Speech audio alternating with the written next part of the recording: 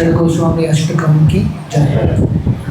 कृष्ण कीर्तन गान नर्तन परो प्रेमामृता निधि।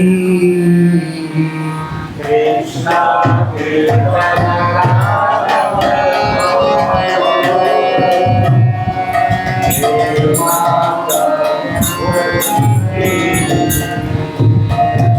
थोड़ा ध्यान से सुनिए, थोड़ा कठिन है पर ध्यान से सुनेंगे तो आप गा पाएंगे। और षड गोस्वामी से प्रार्थना कीजिए हम गा पाएंगे। कृष्णा कीर्तन गान नर्तन परो प्रेमामृता निधि।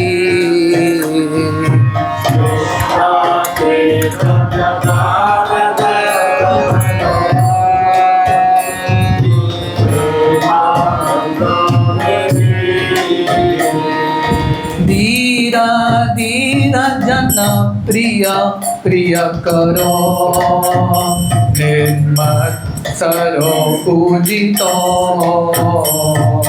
धीरा धीरा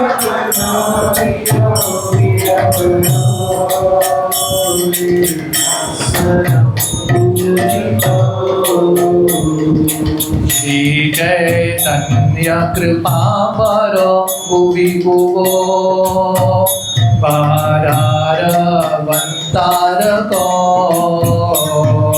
श्री चैतन्य कृपा भरो भुवि भुवो पारारवंतारको। वंदे रूप सनातनो रघुयुगो श्री जीव गोपालको। वंदे रूप सनातनो रघुयुगो श्री जीव गोपालको। वंदे रूप सनातनो रघुयुगो श्री जीव गोपालको। वंदे रूप सनातनो रघुयुगो श्री जीव गोपालको। नाना शास्त्र विचारने निपुणो सद्धर्म संस्थापको। नाना शास्त्र विचारने निपुणो सद्धर्म संस्थापको। लोकानां हितकारिणो त्रिभुवने मन्यो शरण्याकरो। लोकानां हितकारिणो त्रिभुवने मन्यो शरण्याकरो। राधा कृष्ण पदारविंद भजना नंदेन मत्तालिको। राधा कृष्ण पदारविंद भजना नंदेन मत्तालिको।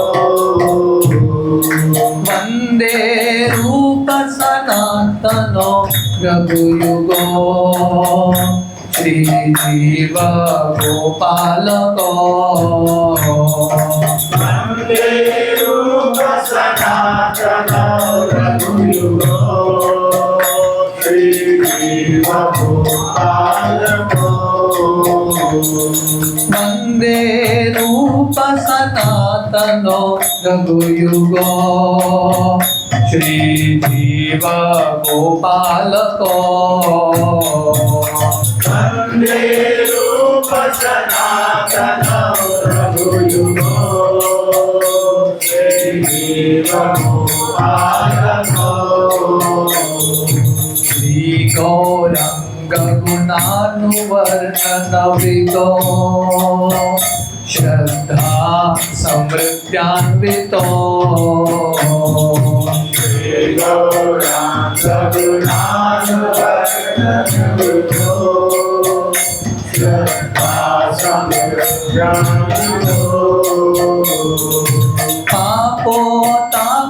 पापोतापनिकृन्तनो तनुभृता गोविन्द गानामृते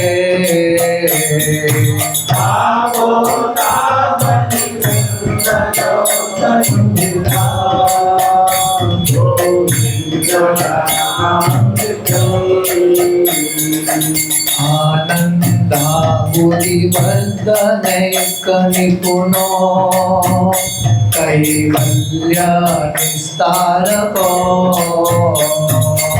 आनन्दाबुधिवर्धनैकनिपुणो कैवल्य निस्तारको वन्दे रूप सनातनो रघुयुगो श्रीजीव गोपालको वन्दे रूप सनातनो रघुयुगो श्रीजीव गोपालको वन्दे रूप सनातनो रघुयुगो श्रीजीव गोपालको वन्दे रूप सनातनो रघुयुगो श्रीजीव गोपालको यत्त्वा पूर्णमशेषमण्डलपति श्रेणिं सदा तुच्छवान् त्यक्त्वा पूर्णमशेषमण्डलपति श्रीं सदा तुच्छवान् भूत्वा दीनगणेशको करुणया कोऽपि न कन्ताश्रितो गणेशको करुणया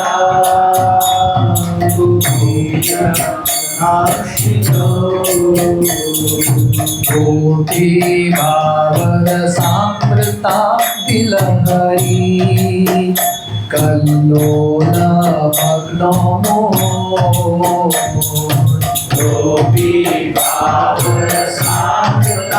विलहरी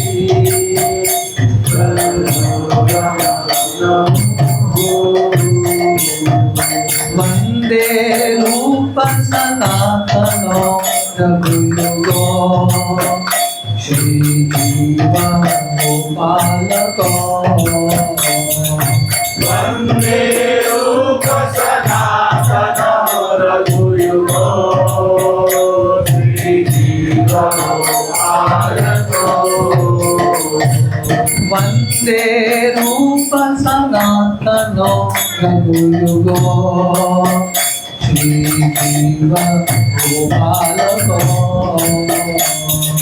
वन्दे रूप सनातनो रघुयुगो श्रीजीव गोपालको पूजत कोकिल हंस सारसगना कीर्णे मयूराकुले पूजक कोकिल हंस सारसगना कीर्णे मयूराकुले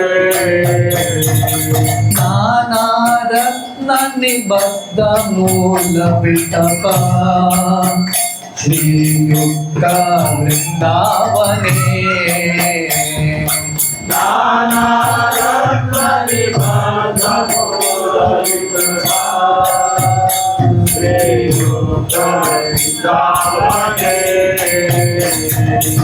राधा कृष्णमहर्निशं प्रभजतो जीवात्ततो यो मुदा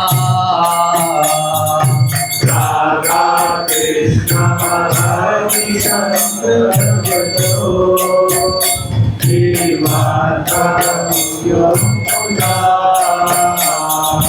वन्दे रूप सनातनो सनातनो रघुयुगो श्री जीव गोपालको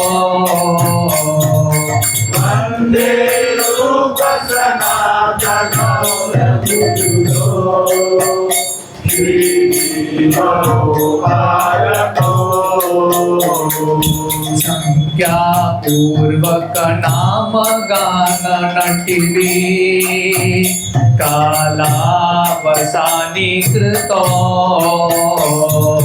संख्या पूर्वक नाम गान कालावसानी कृतो निद्राहार विहार कादि विजितो चात्यंत दीनौचयो निद्राहार विहार कादि विजितो चात्यंत दीनौचयो राधा कृष्ण पुनः स्मृते मधुरिमा नंदेन सम्मोहितो राधा कृष्ण गुणास्ते मधुरिमा नंदेन सम्मोहितो वंदे रूप सनातनो रघुयुगो श्री जीव गोपालको वन्दे रूप सनातनो रघुयुगो श्री जीव गोपालको राधा कुंड तटे कलिंद तनया तीरे च वंशी वटे राधा कुंड तटे कलिंदतनया तीरे च वंशी वटे प्रेमोन्मादवशात् अशेष दशया ग्रस्तो भ्रमस्तो सदा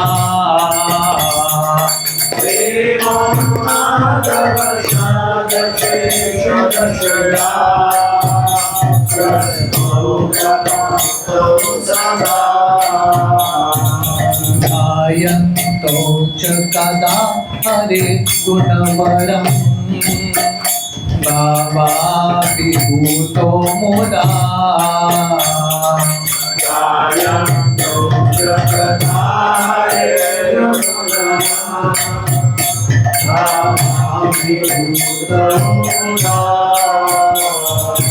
वन्दे रूप सनातनो रघुयुगो श्री जीव गोपालको वन्दे रूप सनातनो रघुयुगो श्री जीव गोपालको हे राधे व्रज देवी के चललिते हे नंद सुना पुता हे राधे व्रज देवी के चललिते हे नंद सुना पुता श्री गोवर्धन कल्प पाद पटले कालिंदी वने पुता श्री गोवर्धन कल्पनालये कालिंदी वने पुता योषन्ताविति सर्वतो व्रजपुरे हे देव महाविवलो दोषन्ताविति सर्वतो व्रजपुरे हे देव महाविवलो वन्दे रूप सनातनो रघुयुगो श्री जीव गोपालको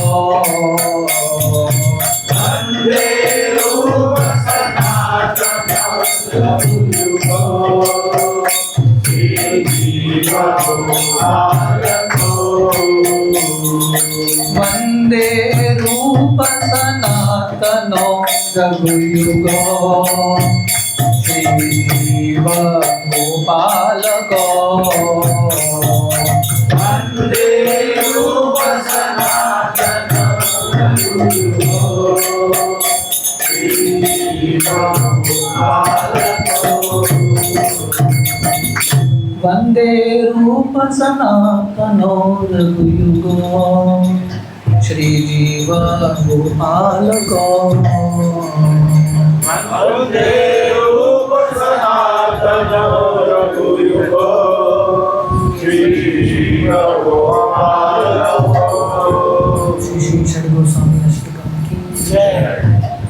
can we sing one more short bhajan आज हरे कृष्ण। आज हमारे संप्रदाय के 3 बहुत महत्वपूर्ण आचार्य रघुनाथ दास गोस्वामी, रघुनाथ भट्ट गोस्वामी और कृष्णदास कविराज गोस्वामी का 13वां दिन है। आज ही के दिन अलग अलग साल पे तीनों आचार्यों का 13वां हुआ है और इन तीनों गोस्वामी का जो समाधि है राधा कुंड के तट पे है। तो हम राधा कुंड के स्मरण में एक छोटा भजन गाएंगे and then we will start it.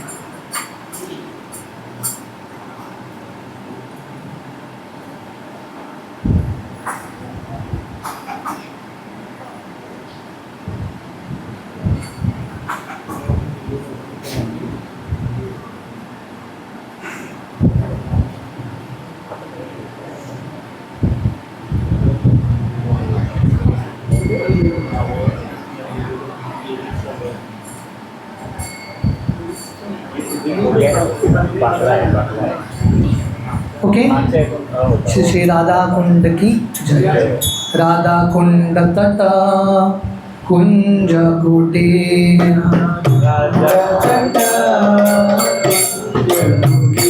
Radha Kund तट कुंज कुटीर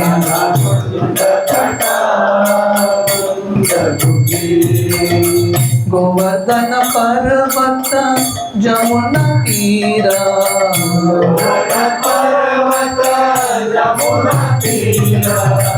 गोवर्धन पर्वत जमुना तीर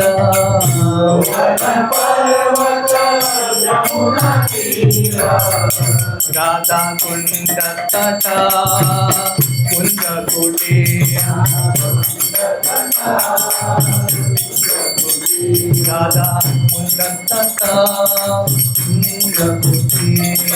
कुंड तट कुंज कुटीर कुसुम सरोवर मानस गंगा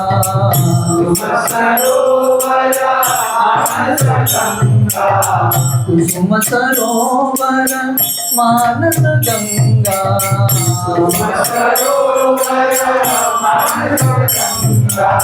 कालिंदी नंदिनी विपुल तरंगा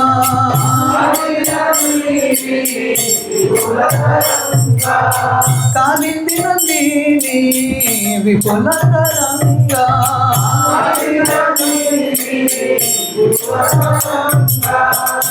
राधा कुंड तट कुंज कुटीर राधा कुंड तट कुंज कुटीर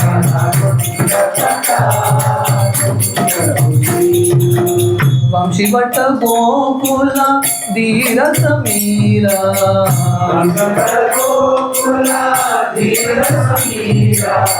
वंशीवट गोकुल धीर समीरा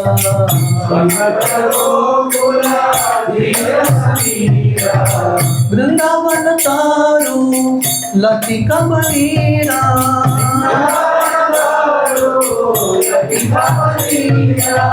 वृंदावन तारू लतिका बनीरा राधा कुंड तट कुंज कुटीर राधा कुंड तट कुंज कुटीर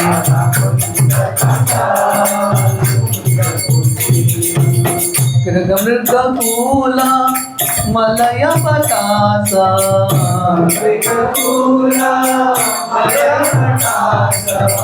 गगमृग फूला मलय बतासा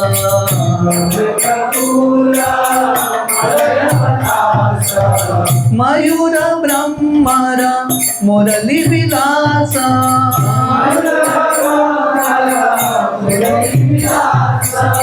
मयूर ब्रह्मर मुरली विलास राधा कुंड तटा कुंज कुटीर राधा कुंड तटा कुंज कुटीर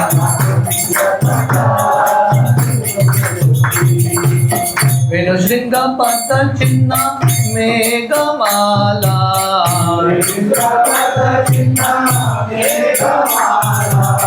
वेणुशृंग पद चिन्ह मेघमाला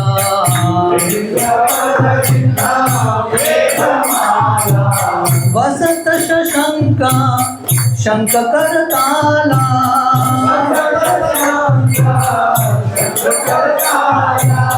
वसंत शशंका शंख करताला राधा कुंड तटा कुंज कुटीर राधा कुंड तटा कुंज कुटीर युगल विलासे अनुकूल जानी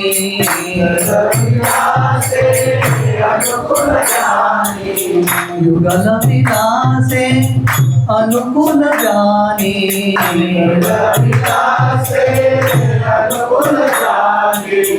लीला विलासे उदीपक मानी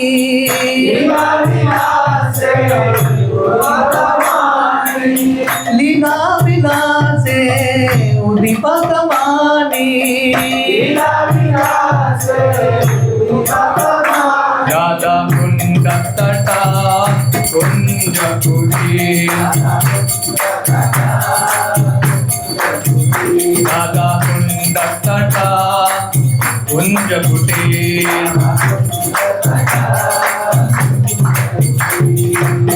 ये सब छोड़कर कहीं नहीं जाओ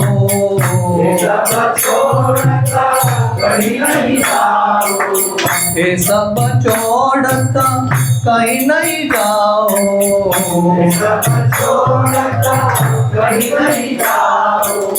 ये सब छोड़कर परान हराओ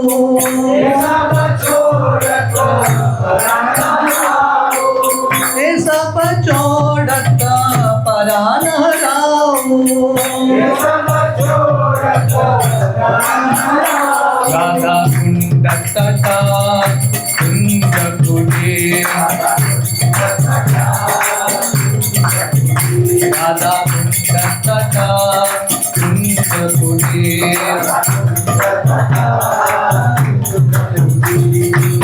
भगत विनोद कहे सुन काना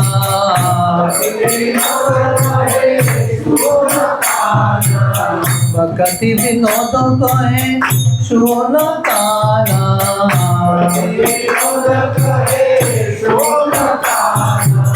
तू आओ दीपक हमारा पराना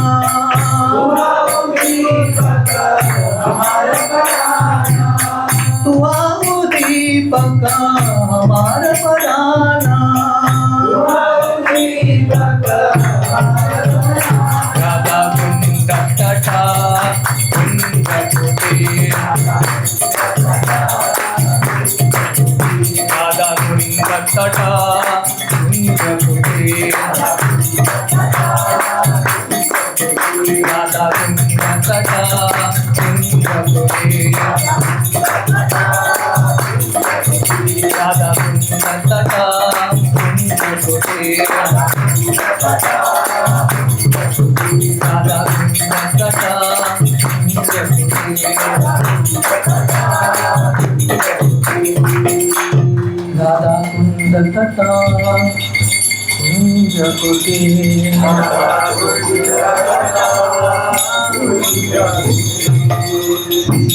कुंड की ओम अज्ञानतिमिरन्धस्य ज्ञानाञ्जनशलाकया चक्षुरुन्मिलितं येन तस्मै श्रीगुरवे नमः। श्रीचैतन्यमनोभीष्टं स्थापितं येन भूतले स्वयं रूपा कदा मह्यं ददाति स्वपदान्तिकं।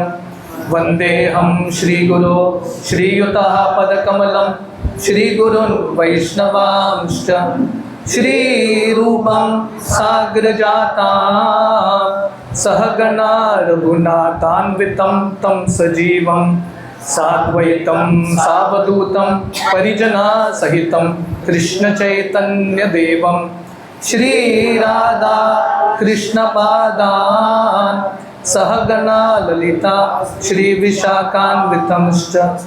नमो ओं विष्णुपादाय कृष्णप्रेष्ठाय भूतले श्रीमते भक्तिवेदांत स्वामी इति नामिने।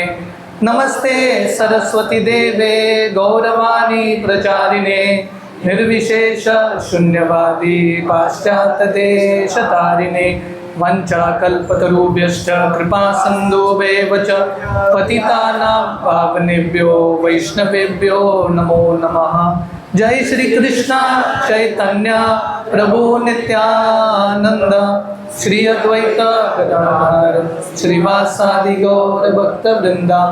हरे कृष्णा कृष्णा कृष्णा हरे हरे हरे राम राम राम हरे हरे। हरे कृष्णा। तो सर्वप्रथम श्याम रसिक प्रभु और सभी मास्कों के भक्तों का बहुत बहुत धन्यवाद। प्रभु जी ने ये अवसर दिया। परम पूज्य राधानाथ स्वामी महाराज का ये पुस्तक है द जर्नी होम, इसके बारे में 2 शब्द बोलने के लिए। मैं ये पुस्तक के ऊपर सेमिनार बहुत सारे अलग अलग सेंटर्स में कर रहा हूँ। तो मैं बता रहा था हर जगह पे शिला प्रभुपाद ने हमको ये संस्था दिया है, अंतर्राष्ट्रीय कृष्ण भावनामृत संघ, और प्रभुपाद ने बताया है बुक्स आर द बेसिस। हमारी पूरे संस्था का फाउंडेशन है पुस्तक। अगर हमको सालों साल भक्ति में टिके रहना है, खुशी से रहना है, आनंद के साथ, तो पुस्तकों का आश्रय लेना बहुत इम्पॉर्टेंट है। किसी ने शिला प्रभुपाद को पूछा था, या प्रभुपाद को किसी ने ऐसा कमेंट मारा, प्रभुपाद आपके सब इस्कॉन के भक्त जो हैं बुक वर्म्स हैं। आप लोग बुक वर्म जानते हैं?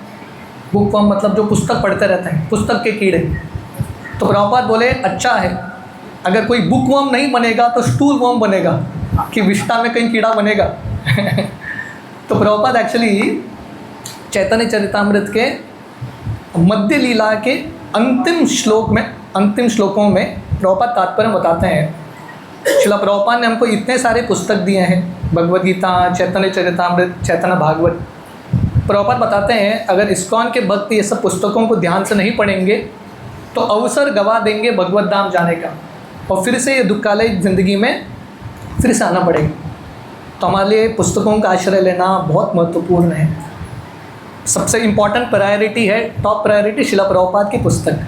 उसके साथ साथ शिला प्रभुपाद के बहुत सारे शिष्यों ने उनका अनुभव, उनका जो जीवन सफ़र है, या उनका जो शिला प्रभुपाद के साथ जो मुलाकात है, उन लोगों ने भी पुस्तक लिखा है। ये भी पुस्तक पढ़ना बहुत इम्पॉर्टेंट है, इससे हमको बहुत प्रेरणा मिलता है। भागवत वर्णन करता है नित्यम भागवत सेवया, रेगुलरली हमको भागवत के संग में रहना है। 2 तरह के भागवत हैं, एक तो पुस्तक भागवत और दूसरे हैं व्यक्ति भागवत, जो पुस्तक भागवत के अनुसार ज़िंदगी जीते हैं।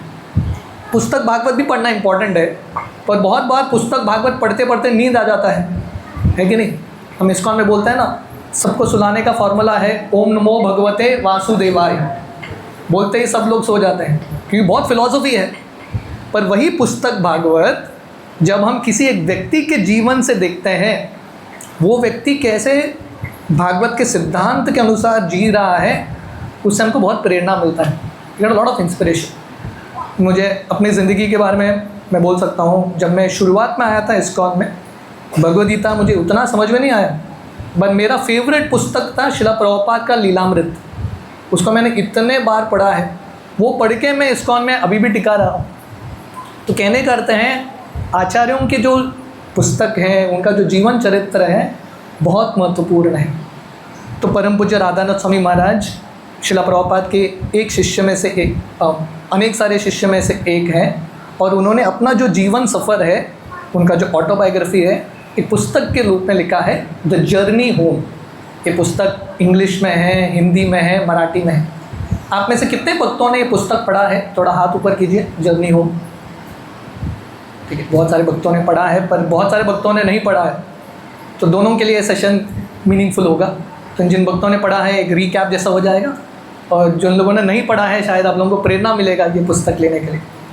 तो ये पुस्तक में महाराज जी बहुत सारे उनके कहानी भी बताते हैं, और कहानी से ज़्यादा इम्पॉर्टेंट है साधकों के लिए क्या क्या गुण होना बहुत महत्वपूर्ण है। इसलिए हमने ये सेमिनार का विषय दिया है द हार्ट ऑफ अ वैष्णव। वैष्णव, हम अपने आप को वैष्णव बोलते हैं, एटलीस्ट प्रयास कर रहे हैं वैष्णव बनने का। वैष्णव का हृदय कैसा होना चाहिए, वो हृदय में क्या क्या गुण होना चाहिए, महाराज जी बहुत सुंदर तरीके से यहाँ पे बताते हैं। तो ये सेशन जो है मैं अलग अलग सेंटर्स में करता आया हूँ। So I will continue. Maharaj ji basically 19 साल की उम्र में, 19 ईयर्स ओल्ड, अमेरिका से निकलते हैं। उनका नाम था रिचर्ड स्लेवन। यंग लड़का अमेरिका से बाहर निकलता है। उसके मन में एक इच्छा था, मुझे अध्यात्म मार्ग खोजना है, भगवान को प्राप्त करना है। ऐसे एक छोटे से सिंसियर डिज़ायर के साथ निकलता है। ऐसा निकलते निकलते एक ग्रीस करके एक जगह है, वहाँ पे भगवान उसको प्रेरणा देते हैं कि आप भारत जाओ, भारत में आपको आपके प्रश्न का उत्तर मिलेगा। तो ये लड़का हिचाइक मतलब लिफ्ट लेते लेते अलग अलग देश से गुजरते गुजरते वो फाइनली भारत आते हैं। So I will continue from a certain point. मैं शुरुआत से नहीं करूँगा क्योंकि it will be like again and again going back, but ये सेक्शन बहुत इंपॉर्टेंट है। महाराज जी जब भारत आते हैं वो ऋषिकेश जाते हैं। आप में से कितने भक्त ऋषिकेश गए हैं? कौन ऑफ लोगों ने ऋषिकेश? जनरली भारत में माना जाता है अगर आपको वैराग्य प्राप्त करना है तो कहाँ जाना चाहिए? हिमालय की ओर जाना चाहिए। उत्तर दिशा में वैराग्य मिलता है या साक्षात्कार मिलता है। तो महाराज जी ऋषिकेश जाते हैं। तो ऋषिकेश में एक साधु उनको मिलते हैं और बोलते हैं कि गंगा आपकी माँ बनेगी और गंगा आपको सही शिक्षण देगी। तो महाराज जी एक व्रत लेते हैं। गंगा के पास ऋषिकेश में एक पर्वत, एक छोटा सा पत्थर था। तो महाराज जी प्रण लेते हैं कि 1 महीना ये पत्थर के ऊपर बैठेंगे और गंगा पे ध्यान करेंगे। 1 फुल मंथ, पूरा 1 महीना। और क्या खाने वाले थे, क्या पीने वाले थे? जाते हुए शाम को जब जा रहे थे, सुबह से लेकर शाम को एक पत्थर में बैठना है। शाम को जाते हुए एक व्यक्ति गाजर उनको बेट देता था, वो गाजर खाते थे। 1 फुल मंथ गंगा पानी और गाजर, और गंगा के तट पे बैठ के वो ध्यान कर रहे थे, भगवान से प्रार्थना कर रहे थे। ये जो सेक्शन है जर्नी होम पुस्तक का, इतना सुंदर सेक्शन है। महाराज जी गंगा माता के संग में रह के इतने सारे सीखते हैं। मैं संक्षेप में I just touch on the few lessons. Maharaj ji बताते हैं जर्नी होम पुस्तक में कि गंगा जो है जब ऋषिकेश में बहती है, ऊपर जो है गंगा का पानी जो है उसमें अलग अलग चित्र बनते हैं। जैसा कभी आप लोगों ने देखा है, बादल में देखेंगे ना, अलग अलग चित्र बनते हैं। तो देखते देखते वो चित्र चेंज भी होते हैं। तो गंगा के पानी में एक चित्र बनता है और कुछ ही सेकेंड्स में वो चित्र चेंज भी हो जाता है। तो महाराज जी ये चीज़ को देख के उनके मन में यह साक्षात्कार आया, ये दुनिया में हर चीज़ उसका परिवर्तन होता रहता है। आब्रह्म स्तंभ पर्यंतम सर्वम मायामयम जगत। ये दुनिया मतलब टेम्परेरी दुनिया है, जो अभी रियलिटी दिखता है वो कल चला जाता है। पर महाराज जी का और एक रियलाइजेशन था, साक्षात्कार था, अगर कोई गंगा की गहराई में जाएगा वहाँ पे इतना चेंजेस नहीं होता, इतना उथल पुथल नहीं होता, एक स्टेडी करंट है। तो वैसे ही हमारी ज़िंदगी में अगर हम बाहरी दृष्टिकोण से, इसको इंग्लिश में बोलते हैं सुपरफिशियल लिविंग, सिर्फ ऊपर ही ऊपर हम जीने का प्रयास करेंगे, हर चीज़ चेंज होता रहेगा। पर अगर हम थोड़ा गहराई में जाएंगे, आध्यात्मिक मार्ग मतलब थोड़ा गहराई में जाना, वहाँ पे एक स्टेडी करंट, एक स्टेडी सत्य का अनुभव होगा। महाराज जी दूसरा एक लेसन उन्होंने सीखा गंगा के तट पे बैठ के। गंगा का जो सफ़र है कहाँ से शुरू होता है? गोमुख और गंगोत्री से शुरू होता है, और गंगा लिटरली पूरे भारत को क्रॉस करते हुए गंगा सागर में जाके समुद्र से मिल जाती है। बहुत लंबा सफ़र है गंगा का, और मार्ग में बहुत सारे अड़चन आते हैं कि नहीं? बड़े बड़े पर्वत, बड़े बड़े पहाड़, बहुत कुछ आता है, पर गंगा जो है हर अड़चन को लांघते हुए चलती रहती है, कहीं नहीं रुकती, कभी निराश नहीं होती। तो महाराज जी विचार कर रहे थे, अगर हमको भगवान के चरण कमल तक पहुंचना है, द जर्नी होम, तो पुस्तक का अर्थ क्या है कि अगर हमको हमारा असली घर पहुंचना है भगवत धाम, सफ़र बहुत लंबा है, द जर्नी इज़ लॉन्ग, और ये मार्ग में बहुत अड़चन आएंगे।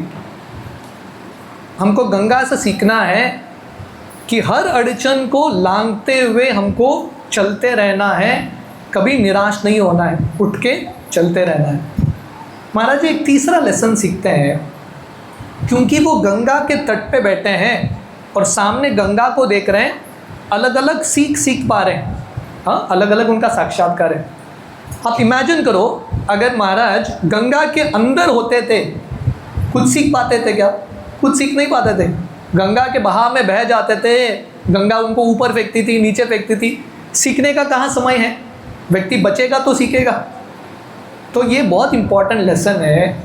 अगर हमको ज़िंदगी से कुछ सीखना है तो हमारे ज़िंदगी के बहाव से थोड़ा अलग होके ज़िंदगी को देखना पड़ेगा। इसको बोलते हैं डिटैच्ड ऑब्जर्वर, अपने आप को थोड़ा बाहर निकालना। तो जब हम ऐसे सत्संग में आते हैं या ऐसे पुस्तकों को पढ़ते हैं, या हम थोड़ा समय निकालते हैं कंटेम्पलेशन करने के लिए, अब शब्द समझते हैं कंटेम्पलेशन है, रिफ्लेक्शन, थोड़ा विचार करना कि मेरे ज़िंदगी कहाँ जा रहा है, कैसा जा रहा है। जब हम रिफ्लेक्शन करने के लिए समय निकालते हैं तभी हम कुछ सीख पाएंगे, नहीं तो ज़िंदगी के बहाव में हम बहते रहेंगे, कुछ सीख नहीं पाएंगे। We will just live life for the sake of living. आप लोगों को समझ में आया ये सीख? This called a detached observer. Maharaj ji और एक सीख उनको मिला, उनको और एक साक्षात्कार। गंगा के तट पे आप इमेजिन कीजिए कितने सारे इतिहास होके गए होंगे। यही गंगा के तट पे मुग़लों ने राज्य किया होगा, यही गंगा के तट पे ब्रिटिश लोगों ने राज्य किया है, उसके पहले बहुत सारे राजा आके गए होंगे, बहुत सारा गवर्नमेंट चेंज हुआ है। गंगा चलती रहती है पर आजू बाजू सब कुछ चेंज होता रहता है। तो महाराज जी ये लेसन सीखते हैं, ये दुनिया को गंभीरता से नहीं लेना। Don't take this world too seriously. क्यों? क्योंकि जिस विषय को, जिस परिस्थिति को आप गंभीरता से अभी ले रहे हो, कल वो नहीं होने वाला है, कल चेंज हो जाएगा। तो ये दुनिया में हिस्ट्री जो है चेंज होता रहता है। एक ही रियलिटी है, सत्यम सत्यम पुनः सत्यम हरेर नामैव केवलम। बाकी सब चेंज होगा भौतिक दुनिया में, एक ही चीज़ चेंज नहीं होगा। जैसा गंगा का बहाव है, वो है कृष्ण भक्ति, भगवान का जो तत्व है वो चेंज नहीं होने वाला। तो महाराज जी एक दिन ये सब जो लेसन्स हैं महाराज जी कहाँ सीख रहे हैं? गंगा के तट पे बैठ के। महाराज जी जर्नियों पुस्तक में लिखते हैं उनका उम्र था 19 साल। उसके पहले वो कॉलेज स्कूल गए हैं। महाराज जी बताते हैं, मैंने वो 1 महीना जो गंगा के पास बैठ के सीखा, मेरे 19 साल की ज़िंदगी में स्कूल कॉलेज में नहीं सीखा। वो 1 महीना गंगा ने सिखा दिया मुझे। तो हमारे लिए गंगा माता साक्षात माता है, भगवान कृष्ण की एक शक्ति है, भगवान कृष्ण की भक्त है। तो जब हम ऐसे नदियों के संग में रहते हैं, ऐसे साधु संतों के संग में रहते हैं, तभी सही शिक्षण होता है। मैं अक्सर बताता हूँ, लोगों का सही एजुकेशन जब व्यक्ति इस्कॉन के दरवाजे में प्रवेश करता है ना, तभी एजुकेशन होता है। That is where real education begins. तो महाराज जी एक दिन सोच रहे थे, गंगा में बहुत सारी चीज़ गिरते हैं, एक पत्ता गिरता होगा, एक पेड़ का टहनी गिरता होगा, बहुत कुछ गिरते हैं, पर क्या संभावना है कि जो चीज़ अभी गंगा में गिरा है समुद्र तक जाके पहुंचेगा? गंगा तो जा रहा है, तो लॉजिकल क्या है, अभी कुछ चीज़ गंगा में गिरा है तो वो भी जाके समुद्र में मिलना चाहिए। पर कभी ऐसा होता है क्या? एक अगर पत्ता गिर गया थोड़ी देर तक चलेगा गंगा में, कहीं एक तट में वो रुक जाएगा। तो महाराज जी विचार कर रहे थे, हमारे लिए भक्ति जो है, शिला प्रभुपाद ने ये जो आंदोलन शुरू किया है एक गंगा की तरह है, भक्ति का गंगा। और ये आंदोलन जो है, ये भक्ति का मार्ग जो है व्यक्ति को भगवान कृष्ण के चरण तक लेके जाएगा। पर प्रश्न है, प्रश्न क्या है, बहुत सारे लोग ये भक्ति के गंगा में प्रवेश तो करते हैं, कितने सारे लोग एंड तक पहुंचेंगे, दैट इज द क्वेश्चन। प्रवेश तो सब कर लेते हैं, who is going to reach that end? Maximum possibility क्या है, थोड़ी देर चलेंगे, किसी एक आकर्षण को देख के, किसी एक तट को देख के व्यक्ति वहीं पे रुक जाएगा। ये कथा आती है, एक बार नारद मुनि वैकुंठ जाते हैं और नारायण भगवान को बोलते हैं, भगवान आप मुझे परमिशन दे देना, मैं दुनिया के सब लोगों को लेके आना चाहता हूँ वैकुंठ। आप उनका क्वालिफिकेशन मत देखना, कुछ मत देखना, दरवाज़ा खोल के रखना। भगवान नारायण बोलते हैं, ऐसा मैंने कभी किसी के लिए नहीं किया, पर आपके लिए मैं ना नहीं बोल सकता, चलो ट्राई कर लेना। तो नारद मुनि आते हैं, सबको बोलते हैं आपने जितने भी पाप किए हैं सब भूल जाओ, भगवान ने वैकुंठ का द्वार खोला है। लाखों लोग नारद मुनि के पीछे, और नारद मुनि बहुत खुश हो जाते हैं कि इतना बड़ा मैंने प्रचार किया है। थोड़ा गर्व भी आता है ना इतने सारे लोगों को देख के। तो नारद मुनि कीर्तन करते हुए वैकुंठ जा रहे हैं और अंदर प्रवेश करके नारायण भगवान को घोषणा करते हैं, देखो मैं कितने सारे लोगों को लेकर आया।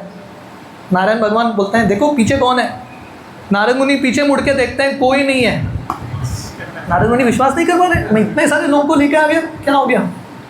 तो भगवान बोलते हैं, आप तो मग्न होके हरि नाम कर रहे थे, आपने इधर उधर नहीं देखा, पर सब लोगों का आंख इधर उधर जा रहा था। धरती से वैकुंठ पहुंचने तक बहुत सारे स्वर्ग लोग आते हैं, अलग अलग लोग आता है। तो लोगों को लगा वैकुंठ जाएंगे तो वापस नहीं आ सकते ना, यद्गत्वा न निवर्तन्ते। तो लोगों को लगा जाने से पहले थोड़ा ये देख के जाते हैं प्रॉब्लम क्या है, तो वहीं पे रुक गए।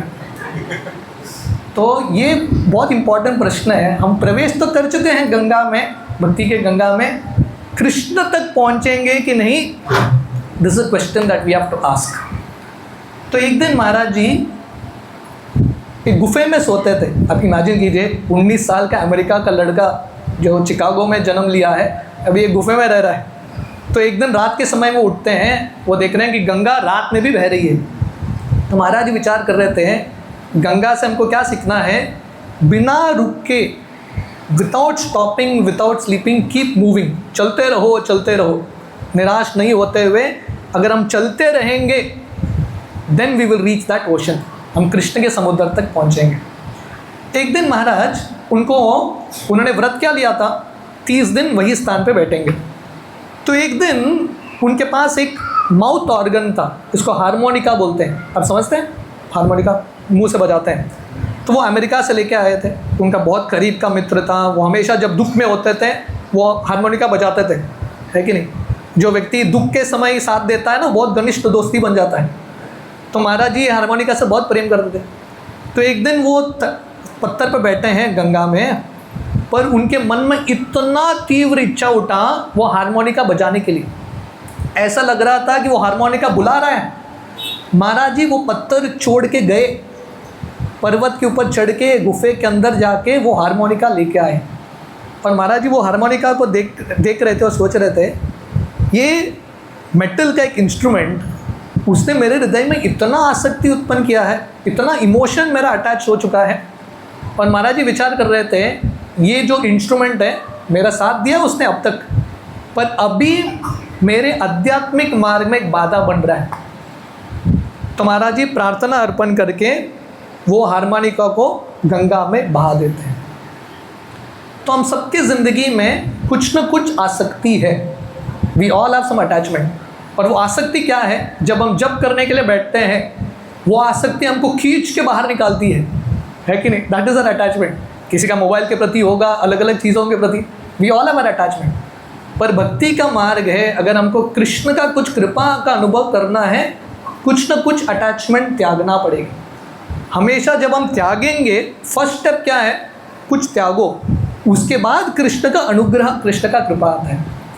एक दिन महाराज ऐसे ही, अब तक वो गंगा को देख रहे थे, उनको लगा मैं अभी गंगा का आवाज़ पे फोकस करता हूँ। तो ध्यान से गंगा के आवाज़ को सुनने लगे।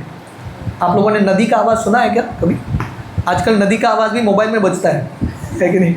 लोगों को समझ भी नहीं है नदी के तट पे बैठ के नदी का आवाज़ सुनने के लिए। तो महाराज जी नदी का आवाज़ सुन रहे थे, और भी गंगा का आवाज़ कितना शुद्ध होगा। तो एक दिन महाराज जी को ओम सुनाई दिया नदी में, और एक दिन महाराज जी को हरे कृष्ण महामंत्र, गंगा से उनको क्या सुनाई दिया? हरे कृष्ण महामंत्र। अभी हम जाएंगे, हमको भी सुनाई देगा, क्योंकि हमने ऑलरेडी सुना है ना। पर महाराज जी ने अब तक हरे कृष्ण महामंत्र सुना ही नहीं। कृष्ण कौन है, राम कौन है, पता ही नहीं। Still he heard. और महाराज जी इतने खुश हो जाते हैं, उनको पता नहीं कृष्ण कौन है, राम कौन है, यही महामंत्र वो गाने लगते हैं। तो महाराज जी बताते हैं, क्योंकि उन्होंने वो हारमोनिका को त्यागा गंगा में, है कि नहीं? वही गंगा ने महाराज जी को, हारमोनिका से शब्द निकलता है, ध्वनि निकलता है, ध्वनि के एक वाद्य को त्याग दिया, गंगा ने उनको हरि नाम में दीक्षा दे दिया, देवधोली ने। और उस दिन से महाराज जी कंटिन्यूसली भगवान कृष्ण का ये जो महामंत्र है हमेशा गा रहे थे। तो महाराज जी जैसे मैंने बताया 30 दिन तक ऐसा तपस्या कर रहे थे। कैसा तपस्या? वही पत्थर पर बैठने का, सुबह से लेकर शाम तक, हिलने का नहीं, और शाम को जाते हुए गाजर खाने का, बस। तो जब वो रोज़ अपने गुफा से नीचे उतर के आते थे गंगा के तट में, एक मूंगफली बेचने वाला आदमी बैठा था। तो महाराज जी रोज़ देखते थे। उनको लगा 1 महीना मैं खा नहीं सकता, 1 महीने के तपस्या के बाद मैं मूंगफली बहुत खाऊंगा। होता ना, जैसे अभी कार्तिक महीना आ रहा है, भक्त अलग अलग प्रण लेते हैं, स्वीट नहीं खाऊंगा। कार्तिक महीने होते ही मन में इच्छा बहुत तीव्र उठता है कि नहीं? जो पूरा महीने का कोटा है एक साथ ही निकाल देते हैं। तो महाराज जी को लगा मैं अभी मूंगफली का फीस्ट करूँगा। तो किसी ने उनको 1 रुपये बेट दिया था भिक्षा के रूप में। महाराज जी पूरा एक पोथी खरीदते हैं मूंगफली का, और जैसे जा रहे थे शाम के समय, एक जंगल का रास्ता था, एक बहुत बड़ा बंदर आता है, कूदता है, पूरा पैकेट लेके भाग जाता है। तो महाराज जी नीचे गिरे हुए 2-3 मूंगफली को उठा रहे थे, और एक बंदर आके वो भी लेके जाता है। तो महाराज जी रात में कुछ नहीं। तो महाराज जी वहाँ पे खाली पेट सो जाते हैं गुफे में। पर महाराज जी का एक बहुत सुंदर साक्षात्कार था। महाराज जी बताते हैं, इन बंदरों की तरह लोग ये दुनिया के तुच्छ चीज़ों के लिए झगड़ा करते हैं। ये दुनिया का जो नश्वर चीज़ है, जो एनीवे चला जाने वाला है, उसके लिए लोग क्या क्या नहीं करते। परिवारजन झगड़ा करने लगते हैं। पर महाराज जी सोच रहे थे, जो मुझे गंगा ने दिया है 1 महीना, जो साक्षात्कार, उसके सामने ये तुच्छ है। भले ही मेरा शरीर भूखा है, पर आत्मा बहुत प्रसन्न है गंगा जी का ये सब सीख प्राप्त करके। तो ये बहुत इम्पॉर्टेंट लेसन है हम सबकी ज़िंदगी में। छोटे झगड़ों में, छोटे छोटे चीज़ों में फंसता नहीं है। अगर हमको भगवान का प्राप्ति करना है, फॉरगेट स्मॉल थिंग्स। एक बगला होता है ना, क्रेन, एक पैर में खड़ा होता है, और बगला ध्यान से पानी में देखता रहता है। वो क्या ढूंढ रहा है? एक मछली को। छोटे छोटे मछलियों को छोड़ देता है, जब बड़ा मछली आता है तुरंत पकड़ता है। तो ऐसे भक्त को अगर भगवान की प्राप्ति करनी है, छोटी चीज़ों को त्यागना पड़ेगा। फॉरगेट स्मॉल थिंग्स, तभी हम भगवान की प्राप्ति कर सकते हैं। तो महाराज जी जब ऐसे समय ऋषिकेश में बिता रहे थे, ऋषिकेश में एक जगह है जिसका नाम है लक्ष्मण झूला, एक वॉकिंग ब्रिज है। हाँ, तो महाराज जी एक बार वो लक्ष्मण झूला से चल के आ रहे थे। जब वो उस पार आए, एक सुनसान एरिया था, वो जब वहाँ पे गुजरे, लेपर्स का कॉलोनी था, जिन लोगों को कुष्ठ रोग हुआ है। अब कुष्ठ रोग समझते हैं ना, बहुत कंटेजियस डिजीज़ होता है, लोगों का पैर गलने लगता है, खून पस निकल रहा है। ऐसे सब कुष्ठ रोगी महाराज जी को घेर गए और बोलने लगे, बख्शीश दो, पैसा दो। क्योंकि अमेरिकन व्यक्ति को देखा, उनको लगा बहुत पैसा होगा, बाहर से आया है। सब लोग उनके पास आ गए, उनका हाथ जो है उनके मुख के पास आ गया। और महाराज जी इतने डर गए हैं, क्योंकि कंटेजियस है, हो जाएगा। और लोग इतने भिक्षुक थे वहाँ पे, ज़मीन में छेद करके उसके अंदर सो रहे थे ठंडी से बचने के लिए। ऐसा उनका परिस्थिति था। तो महाराज जी कैसे, तो इन लोगों को समझ में आया इनके पास कुछ पैसा नहीं, उन्होंने छोड़ दिया। महाराज जी जब आगे जा रहे थे, उन्होंने देखा कि एक बूढ़ी स्त्री थी, उसको भी कुष्ठ रोग हुआ था, पर उसके आंखों में इतना प्रेम था, वो महाराज जी को बुला रही थी अपने आंखों के माध्यम से और बोल रही थी, आप आओ, मैं आपको आशीर्वाद देना चाहता हूँ। तो महाराज जी अब तक कुष्ठ रोगी से इतने डरे हुए थे, क्योंकि कंटेजियस है, पर ये जो बूढ़ी स्त्री, उनके आंखों का जब महाराज जी ने प्रेम देखा, महाराज जी को भय जो भी था भूल गए। महाराज जी भागते हुए गए स्त्री के पास, घुटनों के बल वहाँ पे बैठ गए, और ये जो स्त्री है अपना दोनों हाथ रख के महाराज जी के सर पे बहुत सारा आशीर्वाद देने लगी। और महाराज जी इतने खुश हो जाते हैं, क्योंकि अभी इतने महीनों से अपने माता पिता से दूर हैं, है कि नहीं। 19 साल का बच्चा मतलब स्टिल यंग बॉय, अभी उनको प्रेम जो है ये स्त्री के माध्यम से मिल रहा है। तो महाराज जी को 2-3 यहाँ पे एक साक्षात्कार होते हैं। पहला चीज़ महाराज लिखते हैं, हर एक व्यक्ति का सबसे महत्वपूर्ण ज़रूरत, नीड क्या है। हर व्यक्ति प्रेम प्राप्त करना चाहता है और प्रेम देना चाहता है। To give, to receive love and to give love, दोनों हमारा ज़रूरत है। लोगों से हमको प्रेम प्राप्त भी करना है और हम सबको एक माध्यम बनना है किसी न किसी को प्रेम देने का, क्योंकि ये दुनिया में अल्टीमेटली हर व्यक्ति जो है प्रेम का ही भूखा है।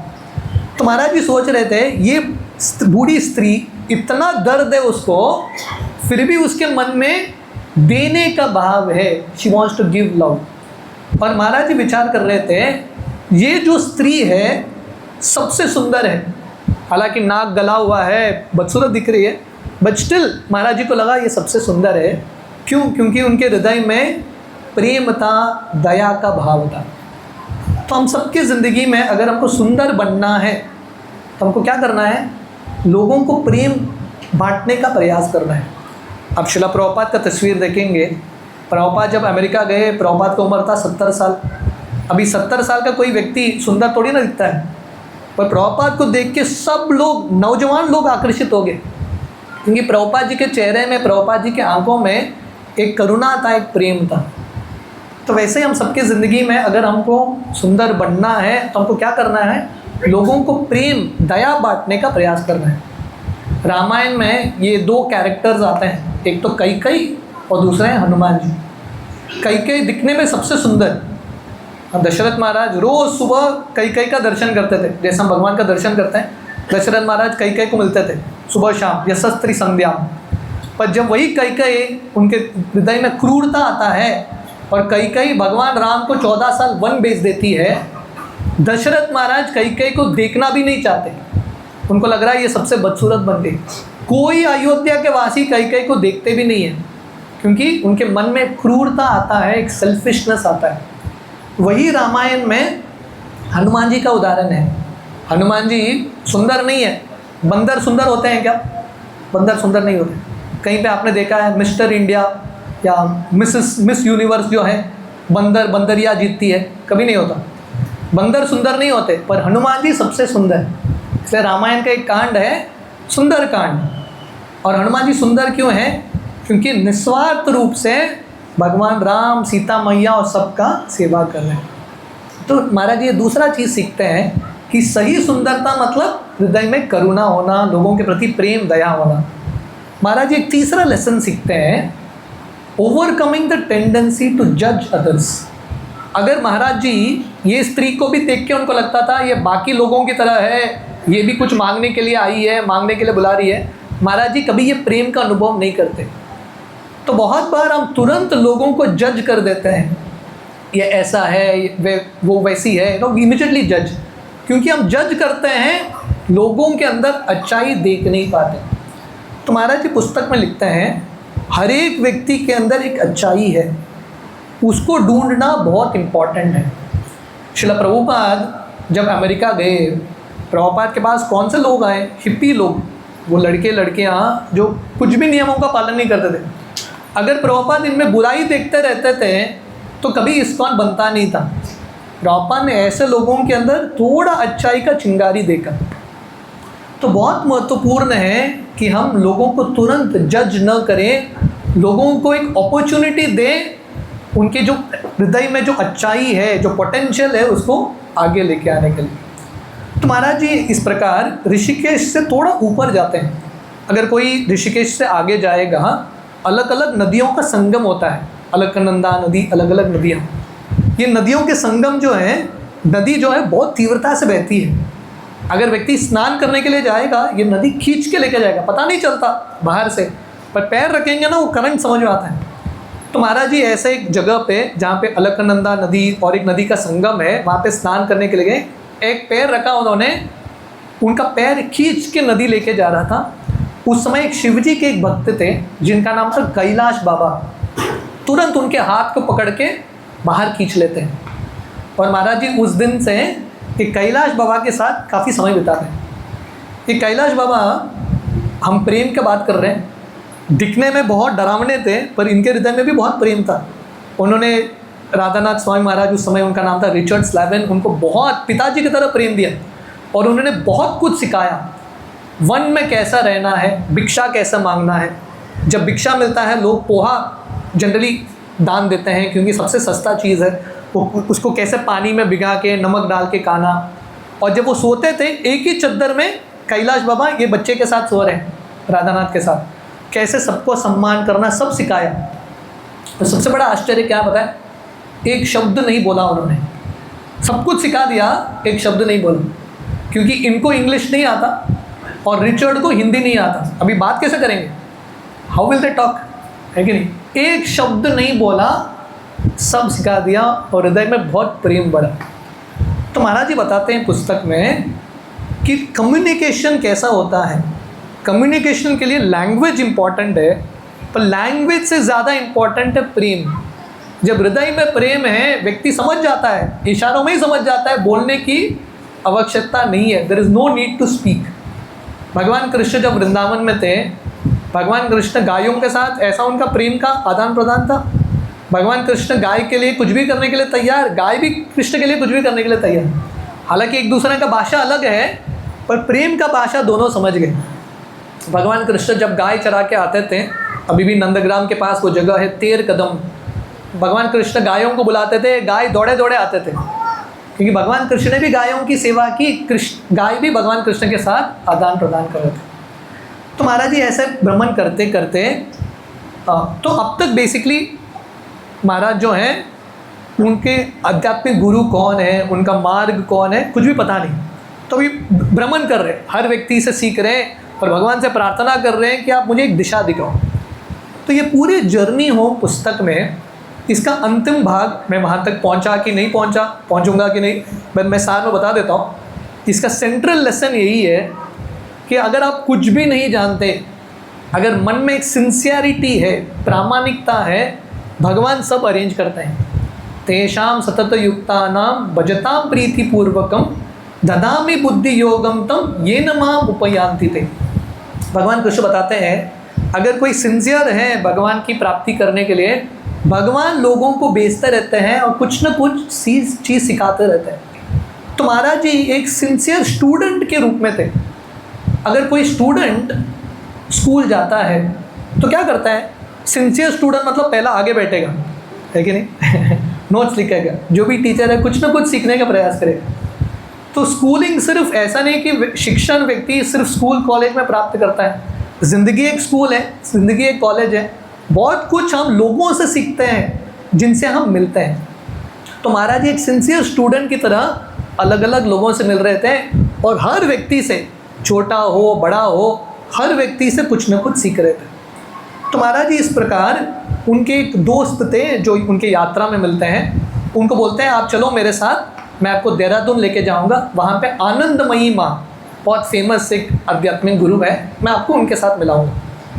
तो महाराज जी जाते हैं देहरादून, आनंदमयी माँ से मिलते हैं। ये आनंदमयी माँ जो है महाराज जी को बहुत इम्पोर्टेंट शिक्षण देती है। ये जर्नी ऑफ पुस्तक महाराज जी का कहानी है, उसके साथ साथ इतने इम्पोर्टेंट लेसन्स हैं साधकों के लिए। अल्टीमेटली देखिए, शिला प्रभुपाद ने आपको बताया है आध्यात्मिक मार्ग में प्रगति हरिनाम के ऊपर निर्भर है। 99% इज होली नेम, पर वो हरिनाम ठीक तरह से करने के लिए थोड़े गुण होना बहुत इंपॉर्टेंट है। जब वो वातावरण सही होगा, जैसे एक बीज होता है ना, सीड, भक्ति एक बीज की तरह है। बीज सबसे बढ़िया है, पर ग्राउंड फर्टाइल नहीं है, मिट्टी फर्टाइल नहीं है, तो बीज नहीं उगने वाला। अगर ग्राउंड ऑलरेडी फर्टाइल है अलग अलग गुणों के साथ, जब वो भक्ति का बीज आता है तुरंत उग जाता है। तो महाराज जी जब ये आनंदमयी माँ से मिलते हैं, वो उनको बताती है प्रेम क्या है। हम वो जो बूढ़ी स्त्री है कुष्ठ रोगी जो स्त्री थी और कैलाश बाबा से हमने प्रेम सीखा। तो आनंदमयी माँ बताती है प्रेम क्या है। She says love means everlasting forgiveness. प्रेम का अर्थ है माफ़ करो, फॉरगिव, माफ़ करो। जब हम माफ़ करते हैं, किसको माफ़ करना है? जो हमारे सो कॉल्ड शत्रु हैं उनको भी माफ़ करो। भक्ति सिद्धांत सरस्वती ठाकुर जो हमारे शिला प्रभुपाद के गुरु थे, वो बताते थे always think of the highest welfare for your worst enemy.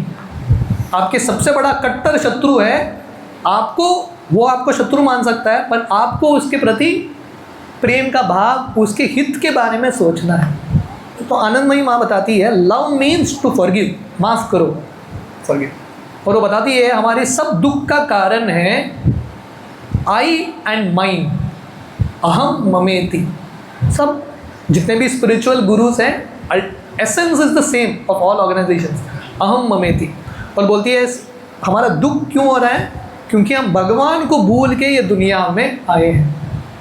मनुष्य जन्म पाया राधा कृष्ण न बजिया, जानिया सुनिया विष खाए। और बोलती है कि अगर हम समझेंगे कि सब कुछ भगवान का है, ईशावास्यम इदम सर्वम, तो हम हमारी एंग्जाइटी से मुक्त हो जाएंगे, है कि नहीं? सब कुछ भगवान का है तो आपको एंग्जाइटी लेने की क्या ज़रूरत? Why you have to take anxiety? एक बार शिला प्रभुपाद से मिलने के लिए एक बिजनेसमैन आए थे। ये बिजनेसमैन प्रभुपाद के पास आए और प्रभुपाद को बोले, प्रभुपाद जी मेरा ना भारत, दिल्ली में एक फैक्ट्री है, बॉम्बे में एक फैक्ट्री है, हैदराबाद में फैक्ट्री है, चेन्नई में फैक्ट्री है, बहुत फैक्ट्री है, पर रात को नींद नहीं आता। प्रभुपाद बोले बहुत सिंपल, सब फैक्ट्री इस्कॉन के नाम कर देना, सो जाना, प्रॉब्लम सॉल्व। आप इतना क्यों टेंशन ले रहे हो? तो ये व्यक्ति डर गया, उसको नहीं लगा प्रभुपाद ऐसा उत्तर देंगे। तो बोलने लगा प्रभुपाद जी मैं बाद में आता हूँ। प्रभुपाद जी अपने शिष्यों को बोलने लगे इसका नंबर ले लो। तो व्यक्ति बोलने लगा नहीं मैं कांटेक्ट करूँगा। प्रभुपाद बोले नहीं हमको भी कांटेक्ट करना पड़ेगा आपको। भाग गया वो। तो कहने का अर्थ है हम क्योंकि भगवान को भूल के आए हैं, we are experiencing so much misery. बोलती है कि जब भगवान हमको दर्द देते हैं, भगवान दर्द से हमारे सब पाप को, हमारे सब कर्मों को काट रहे हैं। Krishna dispel sorrow by giving sorrow. दुख देख के हमारे सब दुख को काटते हैं। इसका अर्थ क्या है? जब हम कठिन परिस्थिति से गुजरते हैं, हमको निराश नहीं होना, हमको समझना है ये भी भगवान का कृपा है। भगवान दर्द दे रहे हैं ताकि हमारे सब पाप को वो हर ले। तो महाराज इस प्रकार थोड़ा समय देहरादून में बिताते हैं। वहाँ से महाराज जो हैं वाराणसी जाते हैं। आप में से कितने लोग वाराणसी गए हैं? Now I think many devotees are going ना, गोइंग इन दिसंबर वाराणसी में काशी विश्वनाथ का मंदिर है और वाराणसी में गंगा के तट में बहुत सारे घाट हैं, 80 घाट। उसमें से एक घाट है मणिकर्णिका घाट। मणिकर्णिका घाट का खासियत है वहाँ पे दिन भर रात भर पूरे साल भर लाशें जलती रहती हैं, कंटिन्यूसली बॉडीज बर्निंग कंटिन्यूसली, और एक दो नहीं बहुत सारे लाशें वहीं पे जलती रहती है। तो महाराज जी मणिकर्णिका घाट में आए, उनको लगा यहाँ पे बैठ के मैं ध्यान करूँगा, क्योंकि आप लोग कभी कर सकते हैं वाराणसी यात्रा में, है कि नहीं? एक दिन मणिकर्णिका घाट में बैठ के जप करने का, बहुत अच्छा जप होगा। लाशों को जलते हुए ना एक वैराग्य आता है। तो महाराज जी बहुत समय वहीं पे बैठे रहते थे, और जब हम ऐसे जलते हुए लाशों को देखते हैं automatically there is a sense of renunciation. हमको समझ में आता है कि ये हमारी ज़िंदगी का सत्य है, अल्टीमेटली यही होने वाला है हमारी ज़िंदगी के साथ। तो जो इम्पॉर्टेंट चीज़ है उसी पे हम फोकस कर पाएंगे। तो महाराज जी ऐसे हैं, आगे कलकत्ता में जाके उस समय मदर तेरेसा थी, महाराज जी मदर तेरेसा से मिलते हैं। तो वहाँ पे मदर तेरेसा जो है महाराज जी को बताती है ये दुनिया में सबसे बड़ा दुख है, सबसे बड़ा समस्या है भूख, हंगर। पर वो बताती है पेट का भूख नहीं, सबसे बड़ा भूख है हृदय का भूख, और हर व्यक्ति हृदय के भूख के लिए तड़प रहा है। और हृदय का भूख मतलब हर व्यक्ति प्रेम चाहता है, गरीब भी प्रेम चाहता है, अमीर भी प्रेम चाहता है। और बताती है कि हमारे हृदय के ये प्रेम के भूख को कैसे संतुष्ट कर पाएंगे? सिर्फ एक ही चीज़, भगवान का प्रेम। ये दुनिया के लोगों का प्रेम हृदय को संतुष्ट नहीं करेगा, सिर्फ भगवान का प्रेम। और वो भगवान का प्रेम प्राप्त करना, दूसरों को बांटना, सबसे बड़ा दया का कार्य है। वो बोलती है poverty, this is something very important. Poverty, गरीबी क्या है? गरीबी का ये अर्थ नहीं है कि पहनने के लिए कपड़ा नहीं है। बोलती गरीबी का अर्थ क्या है? जिसके पास कैरेक्टर नहीं है वो गरीब व्यक्ति है। जिसको दूसरों को सम्मान देना नहीं आता वो गरीब व्यक्ति है। देखिए, हर व्यक्ति पैसा कमा के तो अमीर बन सकता है, पर कैरेक्टर में, गुणों में अमीर बनना सबसे इम्पॉर्टेंट है। हम शुरुआत में हमने षड गोस्वामी अष्टकम गाया, तो ये षड गोस्वामी अष्टकम में श्रीनिवास आचार्य वर्णन करते हैं, ये सब बहुत अमीर लोग थे षड गोस्वामी, उन्होंने सब त्याग दिया। त्यक्त्वा तूर्णम अशेष मंडलपति, सदा तुच्छवत, तुच्छ समझ के उन्होंने छोड़ दिया, और वृंदावन में भिक्षुक के रूप में वहाँ पे रहते थे। क्यों? क्योंकि उनको असली धन प्राप्त करना था। And what is real wealth?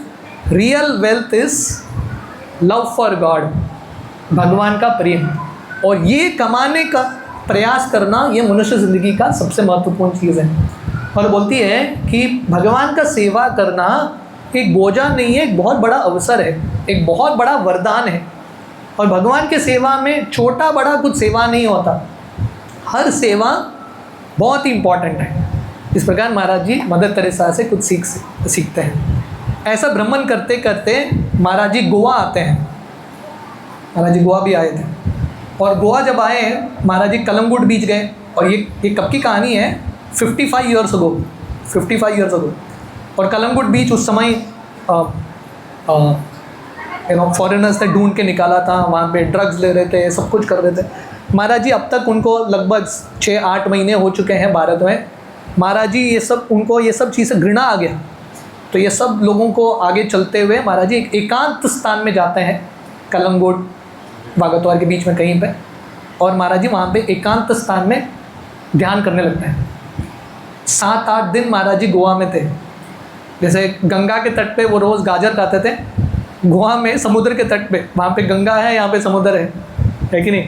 महाराज जी गोवा के समुद्र के तट पे क्या कर रहे थे? दिन भर ध्यान करते थे, और दिन में एक नारियल तोड़ के एक नारियल खाते थे। 7 days 8 days like this he was just meditating. तो एक दिन उनको एक बहुत सुंदर एक अनुभव होता है, वेरी इंपॉर्टेंट लेसन। तो महाराज जी जब ऐसे समुद्र के तट पे चल रहे थे, समुद्र के लहर जो है एक मछली को बाहर फेंकती है। तो अभी ये 19 साल का लड़का, क्योंकि ऑलरेडी 6-7 महीना भारत में है, उसके मन में ऑलरेडी करुणा था, बचपन से ही था, समथिंग एक्स्ट्राऑर्डिनरी। ये बच्चा, ये यंग रिचर्ड जो है, ये मछली को देख के, तड़पते हुए मछली को अपने हाथ में लेके समुद्र में फेंक देते हैं। फिर से और एक लहर आके मछली को बाहर फेंक देती है। तो महाराज जी फिर से मछली को उठाते हैं, और जब उठाते हैं मछली को लगता है ये मुझे परेशान करने वाला है, अपने हाथ से, उनके हाथ से बाहर निकल देती है, कूद जाती है। महाराज जी फिर से मछली को उठा के समुद्र के अंदर जाके, बहुत गहराई में जाके मछली को छोड़ के आते हैं। और जब वापस आते हैं रुके रहते हैं, एक लहर आ गया, दूसरा लहर आ गया, तीसरा लहर, चौथा लहर, मछली नहीं आया। महाराज जी बहुत खुश हो गए, मैंने किसी के तक जान को बचाया।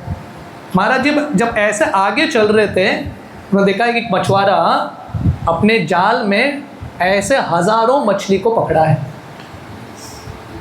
तो महाराज जी का एक बहुत सुंदर साक्षात्कार जो महाराज जी पुस्तक में लिखते हैं, हम सब ये मछली की तरह हैं, we are all like this fish, और हमारा मूल स्वरूप है भगवान के सानिध्य में रहना।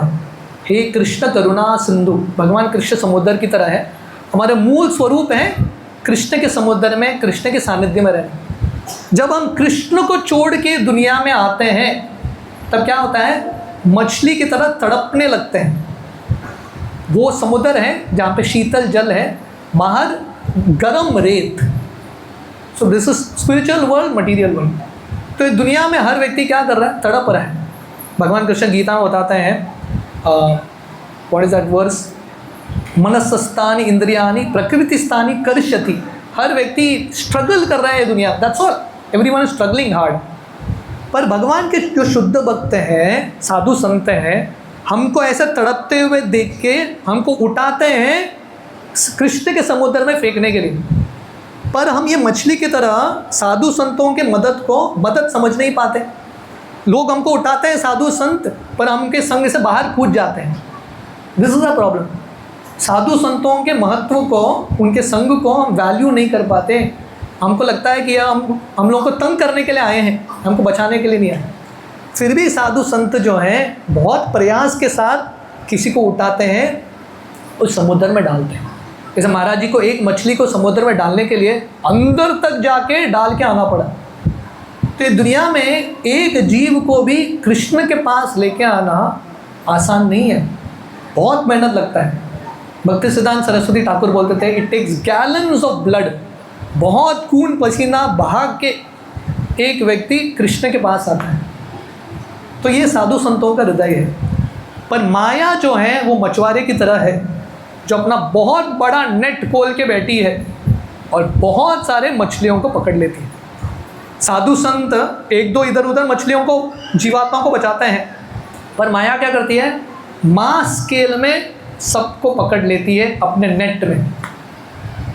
ये दुनिया में माया का सबसे बड़ा नेट क्या है पता है? इंटरनेट। माया का सबसे बड़ा जाल है कि नहीं? कितने सारे लोगों को फंसा देती है। So therefore it is very important कि हम साधु संतों का आश्रय लें। यही साधु संत जो हैं हमको भगवान के पास लेके जा सकते हैं। तो महाराज जी इस प्रकार पूरे भारत में अलग अलग जगह पे भ्रमण कर रहे थे। तो एक बार ऐसे भ्रमण करते करते महाराज जी दिल्ली पहुंचते हैं। तो दिल्ली में एक जगह है कनॉट पैलेस, बहुत बिजी एरिया है दिल्ली का। तो महाराज जी वहाँ पे हैं, ऐसे ही बैठे हैं, वो जो फुटपाथ है ना वहाँ पे बेंच पे एक ऐसा जगह पे बैठ गए। और महाराज जी के पास एक बहुत बड़ा बैग था जिसमें बहुत सारे पुस्तक थे। महाराज जी जब वहाँ पे बैठे थे, एक व्यक्ति आता है और उनके कान में डंडे को घुसाता है। पूछा भी नहीं, ऐसा घुसा दिया सीधा, बहुत ज़ोर से घुसाता है और थोड़े मिनट के बाद खींचता है बाहर। और जब वो खींचता है ना, महाराज जी के कान में जो भी गंदगी थी, ईयर वैक्स बोलते हैं उसको, वो बाहर निकलता है और वो दिखाता है, बोलो देखो कितना गंदगी है, अभी दूसरा कान साफ़ करने के लिए पैसा दो। उसका एडवर्टाइजमेंट का तरीका था, एक फ्री में दूसरा का पैसा दो। तो महाराज जी सोच रहे थे, वहाँ पे वो साक्षात्कार लिखते हैं कि हम सबके हृदय में जब महाराज जी को ये ईयर वैक्स निकाला ना, उनको एक कान से अच्छा से सुनाई दिया, दूसरे कान में सुनाई नहीं दे रहा था। तो महाराज जी बता रहे थे, गुरु क्या करते हैं, गुरु ये व्यक्ति की तरह हमारे हृदय में जो अनर्थ है, वैक्स है, जो अहंकार है, उसको निकालते हैं। और जब तक ये अहंकार होगा, अगर किसी का कान गंदा है तो ठीक तरह से सुनाई नहीं देगा, है कि नहीं, नॉट वुड हियर प्रॉपर्ली।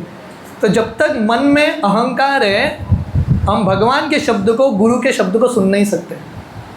तो गुरु क्या करते हैं, अपने कठोर वचनों से, अपने ज़ोरदार प्रवचन से या जो भी हो शब्दों से हमारे हृदय के अहंकार को क्लियर करते हैं, ताकि हम भगवान के आवाज़ को, भगवान के शब्दों को सुन पाए। That is the work of the गुरु। और दूसरा चीज़ महाराज वहाँ पे लिखते हैं, जैसे व्यक्ति ने एक कान साफ किया और बोलता है दूसरे कान के लिए पैसा निकालो। तो ऐसे भगवान जो है कभी कभी हमको भक्ति का थोड़ा आनंद का अनुभव देते हैं, थोड़ा बहुत एक्सपीरियंस मिल जाता है। हरि नाम में कीर्तन करते हो कभी कभी मिलता है, हमेशा नहीं मिलता, कभी कभी एक झलक मिलता है। और भगवान ये झलक क्यों देते हैं, ताकि और प्राप्त करने के लिए हम कीमत चुकाएं।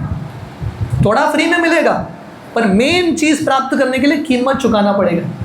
और वो कीमत क्या है, sincere dedication to the process, प्रामाणिकता से डेडिकेटेडली एक मार्ग का पालन करना।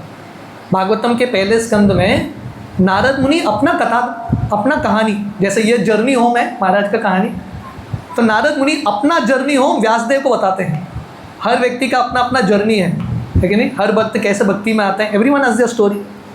तो नारद मुनि अपना कथा व्यासदेव को बताते हैं।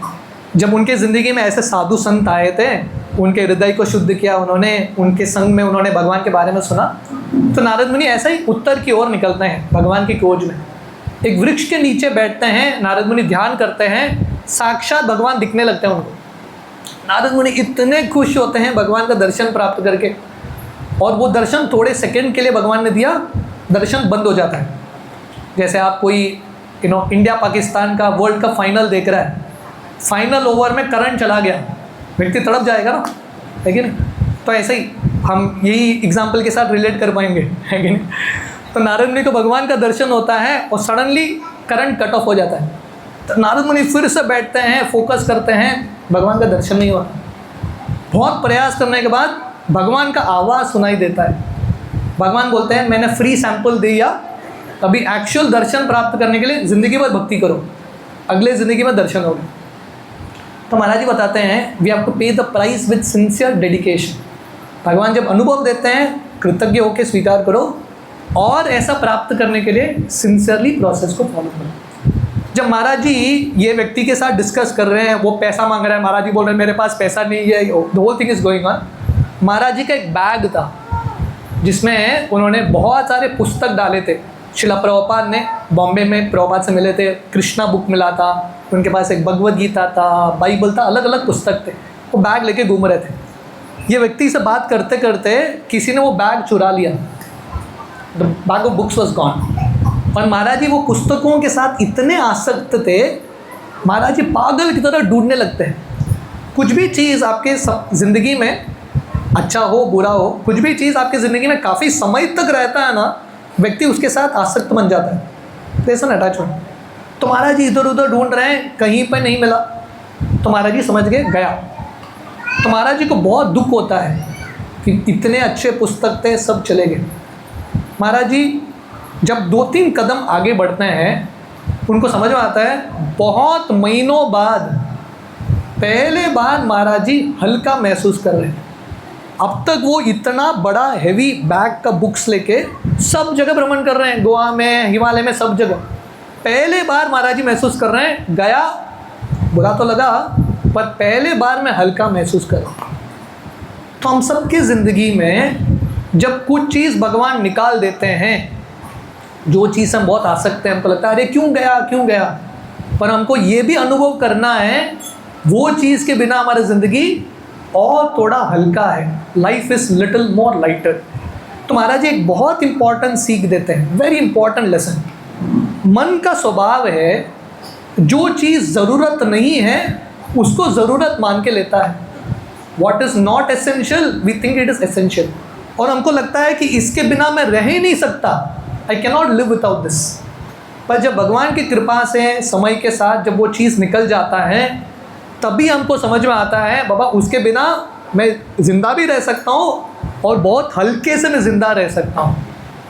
सो लाइफ मीन्स जब कुछ चीज़ चला जाता है, समझ लेना भगवान ने आपके बोझे को हल्का कर दिया है, ताकि आप ज़िंदगी का यात्रा बिना कॉम्प्लिकेशंस के आप कर सको। तो अल्टीमेटली ये दुनिया में है कि नहीं, हमको हमारे जो अटैचमेंट्स हैं धीरे धीरे कम करना है। We have to reduce our attachments. तो महाराज जी इस प्रकार दिल्ली से प्रयाग पहुंचते हैं। प्रयाग में गंगा यमुना सरस्वती का संगम है, जहाँ पे अभी कुंभ मेला हुआ था। तो महाराज जी प्रयाग के तट में बैठे हैं, गंगा यमुना सरस्वती के तट में, और महाराज जी ध्यान कर रहे हैं। अब तक उनको पता नहीं कौन है भगवान, फिर भी उनका सिंसियरिटी से वो कर रहे हैं, जो उनको पता है वो कर रहे हैं। तो वो देख रहे थे कि एक ईगल को क्या बोलते हैं, बांझ ना, बांझ, एक बांझ जो है नीचे उतरता है धीरे धीरे, महाराज जी के बिल्कुल पास में आता है। उनके चमकते हुए आंखें महाराज जी को दिखते हैं, और सडनली ये बांझ जो है पानी में छलांग लगाता है और अपने पैर में बड़े मछली को उठा के लेके जाता है। और महाराज जी सोच रहे थे क्या हो गया, सडनली आ गया, छलांग लगा, लेके गया मछली को। तो महाराज जी को तुरंत 2-3 साक्षात्कार होते हैं। देखिए ये पूरा जर्नी अब तक महाराज जी शिला प्रभुपाद से मिले भी नहीं, पर अपने ज़िंदगी में ऑलरेडी जो हो रहा है उससे बहुत कुछ सीख रहे हैं। तो हम सबके ज़िंदगी में भी हम बहुत कुछ देखते हैं, पर हमारा प्रॉब्लम क्या है, जैसा भागवतम वर्णन करता है, पश्यन्नपि न पश्यति। हम देखते हैं पर कुछ सीख नहीं पाते, we are not able to learn. तो ज़िंदगी में आँख खोल के ज़िंदगी के अलग अलग अनुभव से सीखना भी बहुत इंपॉर्टेंट है, वी हैव टू लर्न। तो महाराज जी सोच रहे थे ये मछली, उसको कहाँ पता था ये उसका अंतिम दिन होने वाला है। मछली को पता था क्या, ये बांझ ने नोटिस दिया मैं आ रहा हूँ तुमको लेने के लिए, कुछ नोटिस नहीं है कि नहीं, कुछ SMS नहीं, कुछ नहीं, उठा दिया सीधा। तो हम सबकी ज़िंदगी में ये मछली की तरह हम तैरते रहते हैं अपने ज़िंदगी में, हमको पता भी नहीं कब वो कठिनाई, कब वो मुश्किल, कब वो विपदा, कब वो मृत्यु आके हमको हमारा परिस्थिति से बिल्कुल छीन के लेके जाएगा। तो महाराज जी पहला लेसन लिखते हैं, to get serious in spiritual life. अगर ये मछली और थोड़ा गहराई में तैरती थी, ये बांझ उसको उठा नहीं पाता था, क्योंकि ऊपर ऊपर तैर रही है, बांझ ने देख लिया, उठा लिया। अगर गहराई में रहती थी मछली कुछ बांझ जो है कुछ कर नहीं पाता था। तो वैसे ही ज़िंदगी में अगर हम थोड़ा गहराई में जाएंगे आध्यात्मिक मार्ग में, तब अगर अड़चन विपदा आएगा भी तो हम विचलित नहीं होंगे, क्योंकि ये गहराई है। भगवान कृष्ण भगवद गीता में वर्णन करते हैं, जैसे समुद्र है ना, बहुत सारे नदियाँ समुद्र में जाके मिलते हैं, खासकर बरसात के समय नदियों में बहुत पानी होता है और बहुत सारा पानी जाके समुद्र में मिलता है, पर समुद्र अपना सीमा लांघ के कभी आता नहीं, क्योंकि समुद्र में गहराई है। तो हम सबकी ज़िंदगी में एक डेप्थ लाना, एक गहराई लाना और भक्ति में सीरियस बनना बहुत इम्पॉर्टेंट है। निश्वासे ना ही विश्वास कदा रूढ़ो भविष्यति कीर्तनीय मतो बाल्याद हरिर नामैव केवलम। कब वो अंतिम सांस आएगा हमको पता नहीं, we don't know, so therefore we have to get serious. And the second lesson, जैसे मैंने बताया, going a little more deeper, ज़िंदगी में और थोड़ा गहराई आध्यात्मिक मार्ग में जाना बहुत important. Can I tell one or two more stories? तो महाराज जी इस प्रकार ये पूरा प्रसंग देख रहे थे बांझ का और मछली का। महाराज जी को लगा थोड़ा मैं स्नान करता हूँ, लेट मी टेक बाथ। तो उन्होंने वस्त्र रख दिया, गंगा यमुना में स्नान करने लगे। जब वो उस पार आ रहे थे, उनका पैर ज़मीन में धंस रहा था। उनको समझ में आया ये मिट्टी क्विक सैंड है। क्या क्विक सैंड? दलदल समझता ना, कीचड़ मिट्टी है। उनका पैर, पूरा शरीर अंदर जा रहा है। तो महाराज जी इतने डर गए कि अभी मरने वाले हैं। ऐसे परिस्थिति में चिल्लाने लगे ज़ोर ज़ोर से, आजू बाजू कोई नहीं, कुंभ मेला नहीं था उस समय कोई नहीं है, खाली है जगह। तो महाराज जी डर गए और धीरे धीरे उनका शरीर अंदर जा रहा है, पूरा जो मिट्टी है उनको निकल रहा है। उन्होंने एक पौधा देखा, कांटा वाला पौधा। समझ में, एक ही मेरा आशा है। पूरे अपने हाथ से पकड़ा वो पौधे को पकड़ के खींचने का प्रयास किया, पौधा ही बाहर निकल गया। हाथों में खून, पौधा निकल गया और दस रहे हों। तो समझ में नहीं आ रहा था क्या करना है, कोई बचाने के लिए नहीं। उस समय वो क्या करते हैं बताया, ज़िंदगी में बहुत बार हमारे ऐसे समस्याएं आते हैं जो क्विक सैंड की तरह है। जितना आप निकलने का प्रयास करो उतना आप धंसोगे। The more you try the more you get caught. समझ में नहीं आता क्या करना है। उस समय महाराज जी क्या करते हैं, सांस लेते हैं, ठीक से डीप ब्रेथ, रिलैक्सेस। जब वो सांस लेते हैं, ठंडे दिमाग से सोचते हैं, तो क्या होता है, उनको समझ में आता है, उनका ये अनुभव होता है, जब मैं ज़्यादा हलचल नहीं कर रहा हूँ, ये दलदल जो है मुझे खींच नहीं रहा है, वो भी शांत है। मैं शांत हूँ तो वो भी शांत है। मैं विचलित हो रहा हूँ, वो भी विचलित होकर खींच रहा है मुझे। तो महाराज जी सोचने लगे ये समस्या से विचलित होकर मैं निकल नहीं पाऊँगा, शांत दिमाग से मैं निकल पाऊँगा। तो महाराज जी शांत होके ब्रेथ लेने लगे। तो उस समय उनको क्या समझ में आया, दलदल का रियलिटी क्या है उनको समझ में आया। इसको बोलते हैं रियलाइजेशन। रियलाइजेशन का अर्थ क्या है, समस्या, सिचुएशन क्या है आपको समझने के लिए ठंडा दिमाग होना बहुत इंपॉर्टेंट है। रजोगुण तमोगुण में व्यक्ति समझ नहीं पाएगा, सत्वगुण में ही समझ पाएगा। तो हम सबकी ज़िंदगी में अगर हमको समस्या को सॉल्व करना है, वो समस्या क्या है समझना पड़ेगा। For that you need mood off goodness, ठंडा दिमाग। और महाराज जी क्या सोच रहे थे, जब मैं ज़्यादा हिलता नहीं हूँ, ये दलदल भी मुझे खींचता नहीं। तो महाराज जी धीरे धीरे अपना पैर उठा के, अभी खड़े थे, दलदल उनको खींच रहा था, पैर उठा के दलदल के ऊपर सो गए। उनको समझ में आया मैं सो गया तो दलदल भी मुझे खींच नहीं रहा है। और धीरे धीरे अपने शरीर को ऐसे पीछे लेते हुए पानी में चले गए। He came out of that whole thing. तो हम सबके ज़िंदगी में ऐसे परिस्थितियाँ आएंगे जिससे हम दसते रहेंगे। So that moment it is important to take a deep breath and relax. Generally हमको क्या लगता है कि मैं समस्या सॉल्व करूँगा तब एक शांति का प्राप्ति करूँगा। I solve my problem, I become peaceful. पर एक्चुअली विपरीत है। जब हम शांत होंगे तभी हम समस्या को सॉल्व कर पाएंगे। Only when we are peaceful we able to solve it. नहीं तो हम समस्याओं को सॉल्व कर ही नहीं पाएंगे। तो महाराज जी अभी वो दलदल से तो निकल गए, गंगा यमुना के बहाव में चले गए और वो देख रहे थे अभी वो उस पार आगे तट के, उनका कपड़ा उस पार है, और जितना वो उस पार जाने का प्रयास कर रहे थे गंगा यमुना उनको आगे भाग के लेके जा रही है। तो महाराज जी करंट के अगेंस्ट फाइट कर रहे हैं और आगे लेके जा रही है गंगा, है कि नहीं। जब नदी बहता है आप उसके करंट के अगेंस्ट जाओगे ना, बहुत मुश्किल है।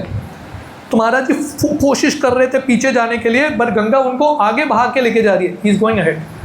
तो महाराज जी अभी दूसरे समस्या में फंस गए, कैसे करना है, कैसे बाहर निकलना है। और इतना ही नहीं, महाराज जी का पासपोर्ट वो सब उस साइड रह गया, व्हाट टू डू नाउ। तो उस समय महाराज जी सोच रहे थे क्या करें। तो लगभग महाराज जी पानी पी रहे थे और मरने की अवस्था में थे, he was almost about to die. उस समय महाराज जी को लगा एनीवे अभी मैं मरने वाला हूँ। महाराज जी को वो महामंत्र का स्मरण आया, तो महाराज जी वो महामंत्र गाने लगे, लेट मी जस्ट चैंट। और जैसे वो गाने लगते हैं वो महामंत्र को, ऑटोमेटिकली उनको एक शांति आता है। और उसी समय एक व्यक्ति नाव से गुजर रहा था सामने, महाराज जी उसको बुलाते हैं बचाओ बचाओ। वो व्यक्ति ऐसा दिखाते हुए चला जाता है, बचाने को नहीं आता। महाराज जी सोच रहे थे वो भी चला गया। तो महाराज जी सोच रहे थे उसने ऐसा दिशा क्यों दिखाया, शायद वो बताना चाहता है कि नदी के विरुद्ध संघर्ष मत करो, नदी के साथ बह जाओ। तो नदी के साथ तैरते गए और धीरे धीरे नदी जो है उनको एक तट पे लेके जाता है, वहाँ से वो निकल जाते हैं। तो महाराज जी बताते हैं this is the magic of chanting. जब हम भगवान कृष्ण के नामों का उच्चारण करते हैं, खासकर कठिनाई के समय या ज़िंदगी के कुछ भी समय, सुखे दुखे बोले नाको वदने हरि नाम बोलो रे, सुख में दुख में, तो वो परिस्थिति को झेलने का, उसमें एक शांति का अनुभव करने का एक अवसर मिलता है। तो महाराज जी जब वहाँ से बाहर निकलते हैं, है कि नहीं, तो वो देख रहे थे वो अभी धीरे धीरे चल के उस पार जाके अपना कपड़ा पासपोर्ट पाते हैं, वहीं जगह पे है। और महाराज जी सोच रहे थे फिर से जाके, अभी शाम का समय हो गया, सुबह ये सब दोपहर गर्म का समय था और अभी शाम के समय महाराज जी वो तट पे फिर से पहुंच जाते हैं। और महाराज जी एक बहुत इम्पॉर्टेंट साक्षात्कार लिखते हैं। देखिए ज़िंदगी में ये जर्नियों की खासियत है, ऐसे छोटे छोटे लेसन्स हैं उनके अनुभव से, अगर व्यक्ति बहुत अटेंटिव नहीं है ना, ज़िंदगी के लेसन सीख नहीं पाएगा। हमारे छोटे छोटे चीज़ों से इतना सीखते हैं।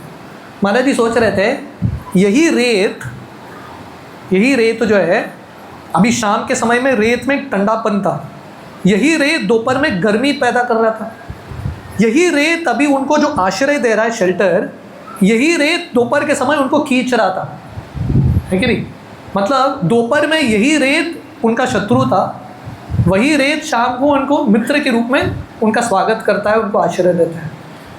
तो महाराज जी बताते हैं ज़िंदगी में कौन हमारा शत्रु है, कौन दोस्त है, ये लेबल चेंज होते रहते हैं। आज जो हमको लगता है हमारा शत्रु है वही व्यक्ति दोस्त बनता है, जो हमको लगता है दोस्त है वही शत्रु बनता है। It is all how we see that person. हर व्यक्ति के अंदर एक अच्छाई है, वो अच्छाई को हम बाहर निकालेंगे या लोगों के अंदर बुराई को हम बाहर निकालेंगे, वो हमारे ऊपर निर्भर है। हम लोगों के साथ कैसे बर्ताव करते हैं, how do we deal with such a person. So Maharaj ji ये गंगा के तट पे ना, he learn so many lessons. I think I will stop at this point, या I stop at this point. वैसे तो काफ़ी सारे कहानियाँ हैं और मोर लेसन्स, पर मैंने आप लोगों को थोड़ा बहुत आइडिया दिया है महाराज जी के जर्नियों पुस्तक का। हमारे पास जर्नियों पुस्तक है, तो हमने ये सेशन क्यों किया, जनरली हम महाराज जी के बारे में ज़्यादा कुछ बोलते नहीं हैं,